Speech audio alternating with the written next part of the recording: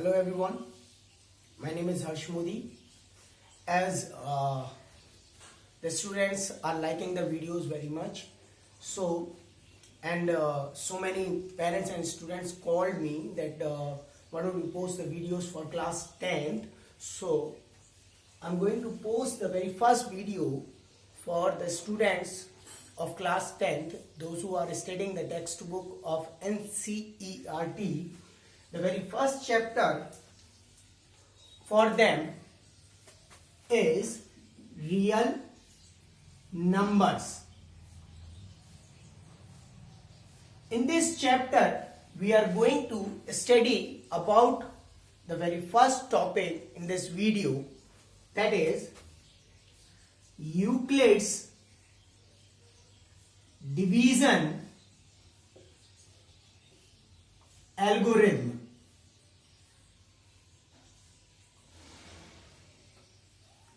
This division algorithm is the very first topic for the very first chapter, real numbers, for the students of class 10th. Before, as I told you, if you are having any kind of queries, they can comment in my section, or else they can contact me on my number 8601851210. So, in this chapter, let's start with introduction. As we all know about the number line, let us draw the number line here. This is our number line. Here is 0, 1, 2, 3, 4, 5. And here we are having negative -1, -2, -3, -4, -5. Here so on. Here also so on. So this number line represents integers. These all are the integers. And after 0, we are having the collection of positive integers. And before 0, we are having collection of negative integer.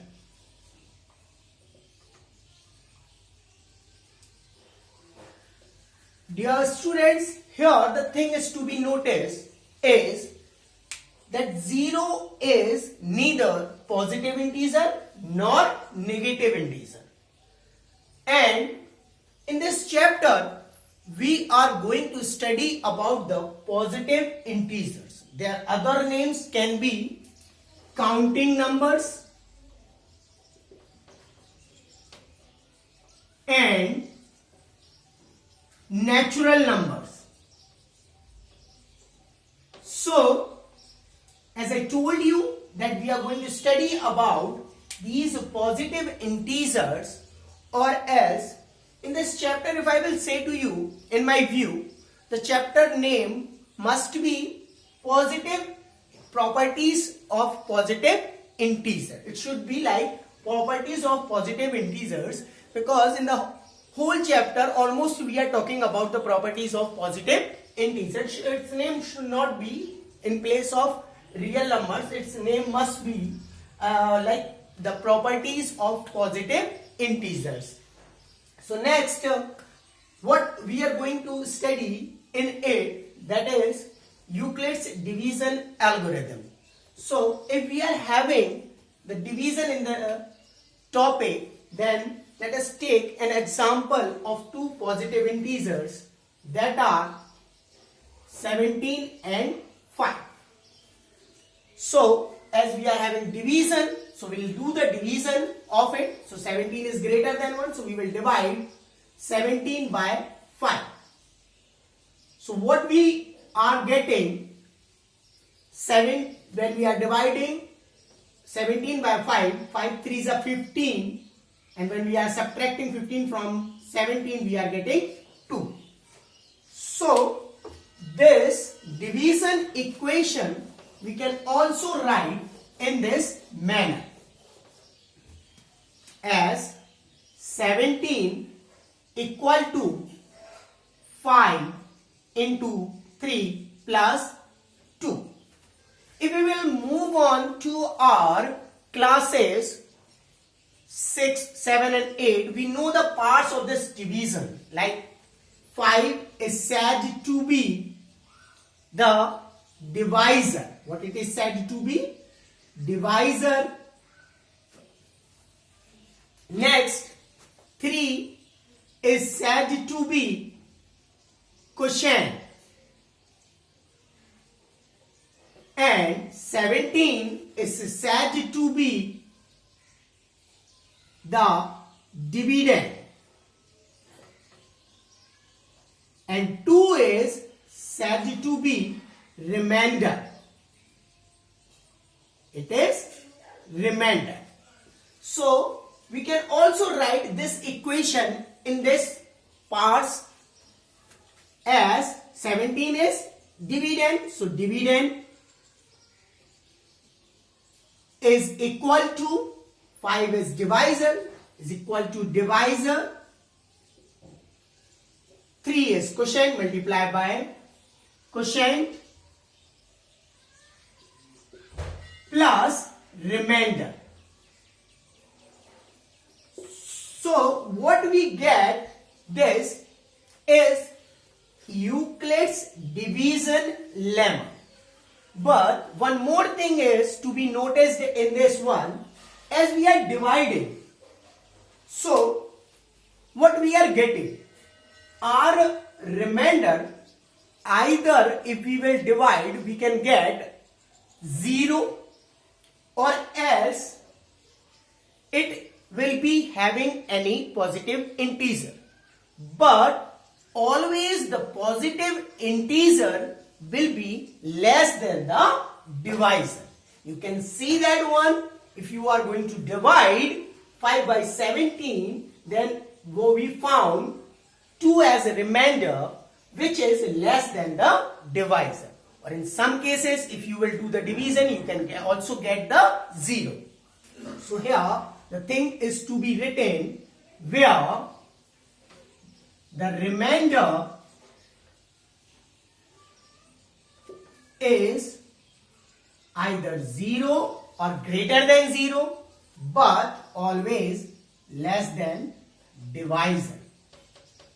This is also must to be written. So here this is the equation we found. Dividend is equal to divisor multiplied by quotient plus remainder, where remainder is either greater or else equal to 0, but always less than divisor. So this equation is said to be Euclid's division lemma. Now we are confused that what word is lemma called. So for this question we are having an answer that lemma is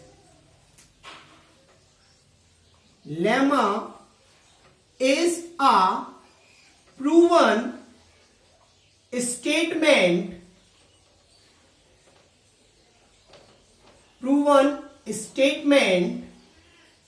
which is used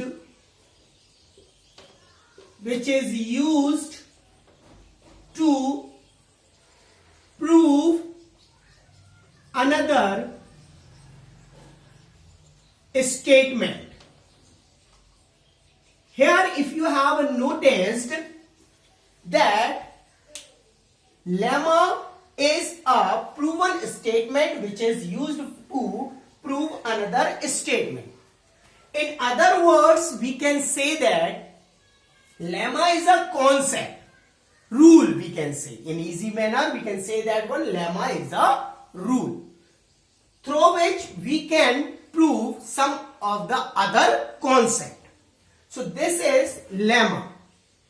Now we will move to our Euclid's division lemma. So this is our Euclid's division lemma.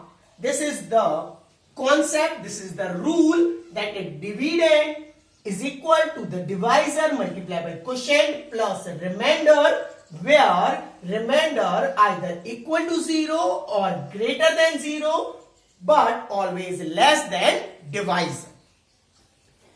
So let us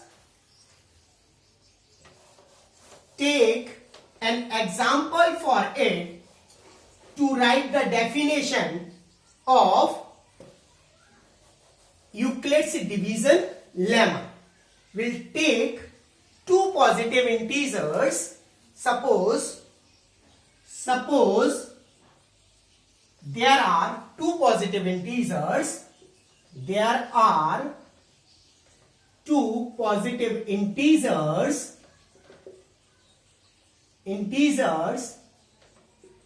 A and B, where B is greater than A. Where B is greater than A. If we will apply the division in these two, then what we can get, that B is equal to A into Q plus R. We can get another two integers, that are Q as quotient and R as remainder. If we were going to divide B from A, then we will get another two positive integers, Q as quotient and R as remainder. And the noticeable thing is where R is greater than or else equal to 0 but always less than divisor, that means A, according to our equation.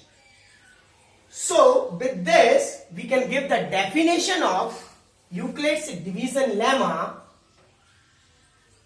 We can give the definition of Euclid division lemma. The definition for it is, given two positive integers A and B, where B is greater than A, then there exist two unique positive integers, or else you can say that whole numbers. They are integers. Positive integers are also the part of whole numbers. So exist two unique positive integers Q and R, satisfying, this is compulsion, satisfying B equal to A into Q plus R, where R is either equal or greater than 0 but less than A. So this is the definition for us of Euclid's division lemma. So this is, if you want to understand the Euclid's division algorithm, the very first step we need to understand Euclid's division lemma, which is very easier to understand, that the divisions we have calculated in our previous classes and we already know about them. We have only written them with the variables and nothing else, and we have only given this statement. So if you are taking any two positive integers, then obviously when we are going to divide them, we will get a quotient and a remainder that we have represented with the variable q and r, and here the equation is satisfying that r is always greater than or else equal to 0 but less than the divisor a. And we are getting the two unique integers with the division that are q and r. They are always being unique. They cannot be changed. So let us take an example for it.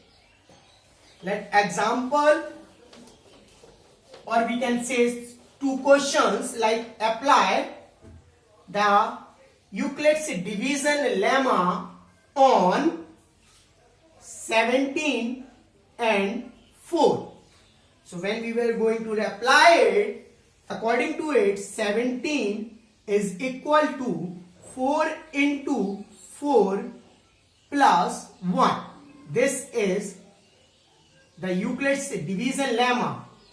And you can also see that one, that the divisor is greater than the remainder, and you can see this, that our remainder 1 is greater than 0 but less than 4. Here you can notice this thing also. So this is the example for our Euclid division lemma. Now we'll use the Euclid's division algorithm. If we need to study about Euclid division algorithm, then we must know, as I told you before, Euclid's division lemma. The lemma I have explained you, it is a concept. So in this Euclid's division algorithm, first we must know what is algorithm. Algorithm is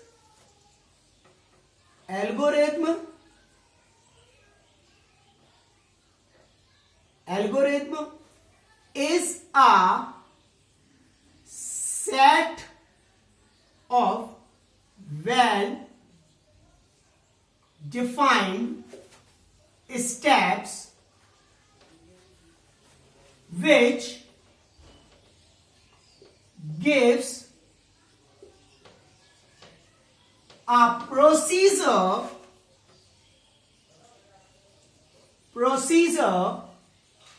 to solve a type of problem related to math.